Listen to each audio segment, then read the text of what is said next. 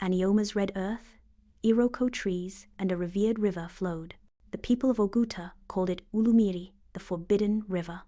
Its waters sparkled like a bed of stars at night, but no one dared touch it. The elders said the river was alive, a spirit that whispered to the hearts of men and devoured those who broke its law. The law was carved into the memory of the people.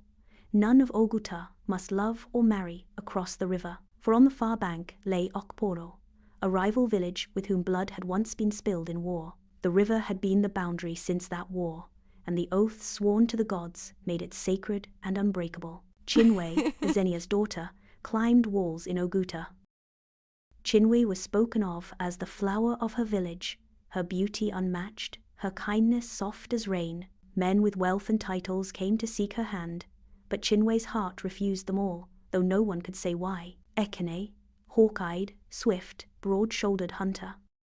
He had grown among hunters, and his name was known in every wrestling arena for his skill and courage. Yet his spirit was restless, and he often found himself wandering close to Ulumiri, though the elders had warned that even its whispers could claim a man's soul. One evening, as Chinwe knelt by the river to gather herbs for her grandmother, the village healer, she heard a sharp whistle cut through the dusk. Startled, she looked up and saw him Ekene, standing on the opposite bank, a spear balanced on his shoulder, his eyes fixed on her. "Daughter of Oguta," he called across the water, his voice deep.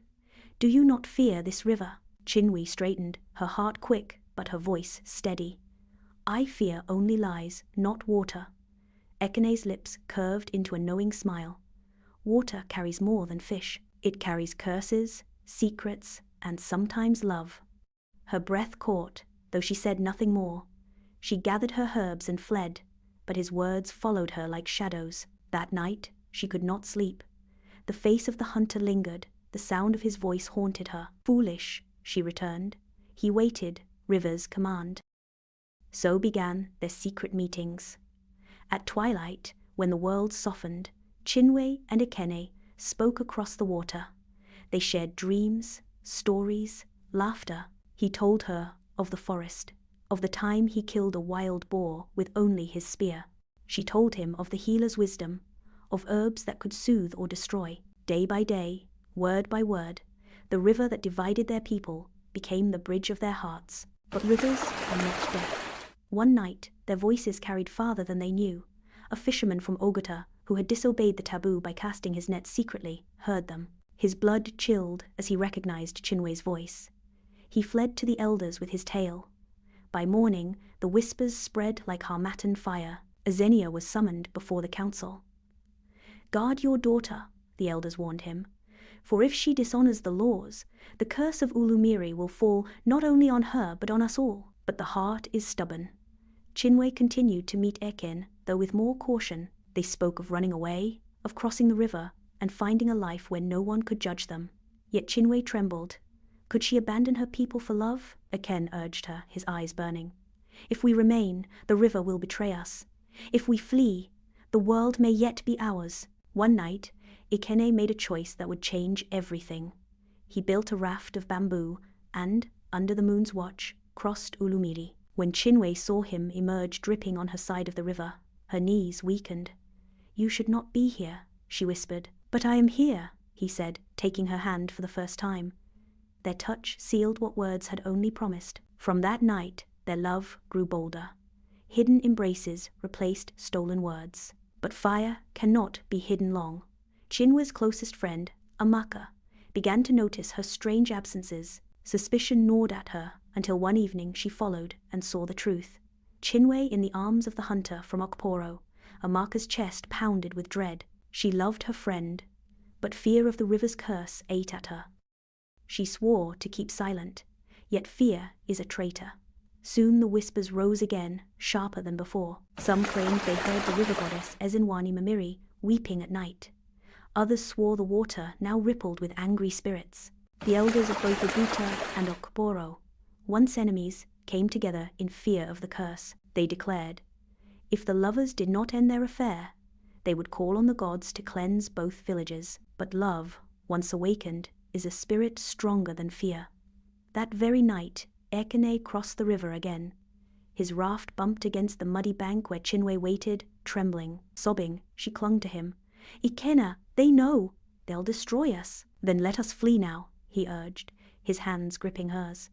"There is no safety here. We can run into the great forests, beyond the hills, where no one will find us. We will raise our child in freedom." But as he spoke, a strange wind stirred across the river. The water rippled, though no stone had been cast, and a low moan rose, like the cry of a grieving mother. Chinwe froze, her blood cold. "It is the goddess," she whispered.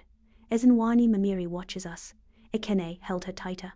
"Let the spirits rage. My love for you is stronger than their curse." But his words were reckless. The next morning, Oguta woke to horror.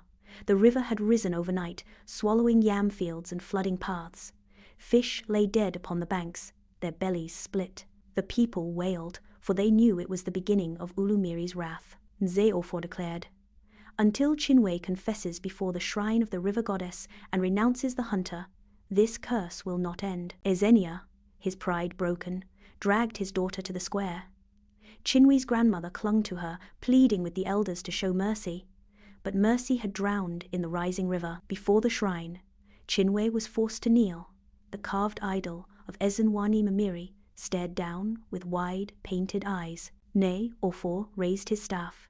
"Swear before the goddess that you will end this sin. Swear to forsake Ekene and the child in your womb, or be offered to the river." Chinwe's lips trembled, her tears falling into the dust, but her voice was steady. "I will not swear. My love is not sin. My child is not shame. If the river must take me, then let it take me, but I will not curse my heart." The people gasped. Ezenia groaned and covered his face. The elders cried out in outrage. "Then she has chosen death, but fate is cunning." That very night, Umuaka, restless with guilt, went to Chinwe in secret. Her eyes were swollen with tears. "Chinwe," she whispered, "the elders plot against you. They say the child must be offered to the river to end the curse. They plan to take him from you during the next market day when the drums cover their footsteps." Chinwe's blood ran cold. She clutched Chidubem tightly. "I will not let them touch him. He is all I have left of Ekene." Umuaka seized her hands. "Then run, tonight. Follow the old path through the forest to the hills. I will mislead those who follow.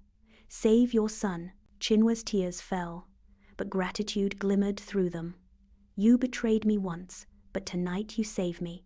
May the gods forgive us both." And so, under cover of darkness, Chinwe fled Oguta with Chidubem strapped to her back. The forest swallowed her footsteps, and the whispers of the river faded behind her. But Ulumiri was not so easily escaped. On the third night of her flight, she came to a small stream winding through the forest. Exhausted, she bent to drink. But as her lips touched the water, the stream shimmered and shifted. Suddenly it widened, deepened, and she heard it the voice of Ezenwanyi Mmiri.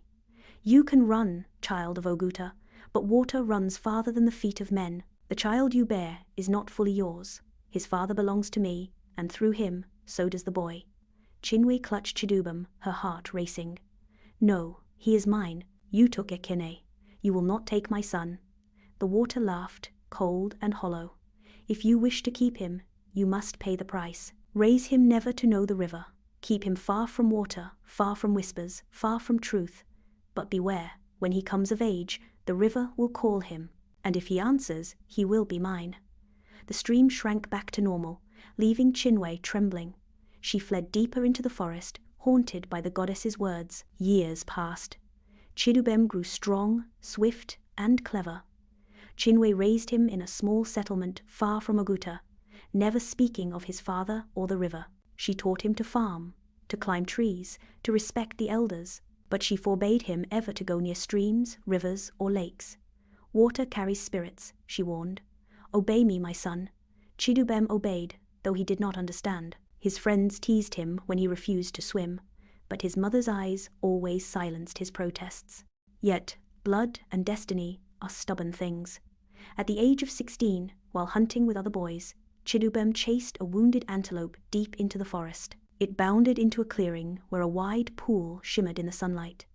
The water was clear, calling, beautiful, and as he approached, he heard it whisper, "Chidubem." The boy froze. The voice came not from a man, but from the water itself.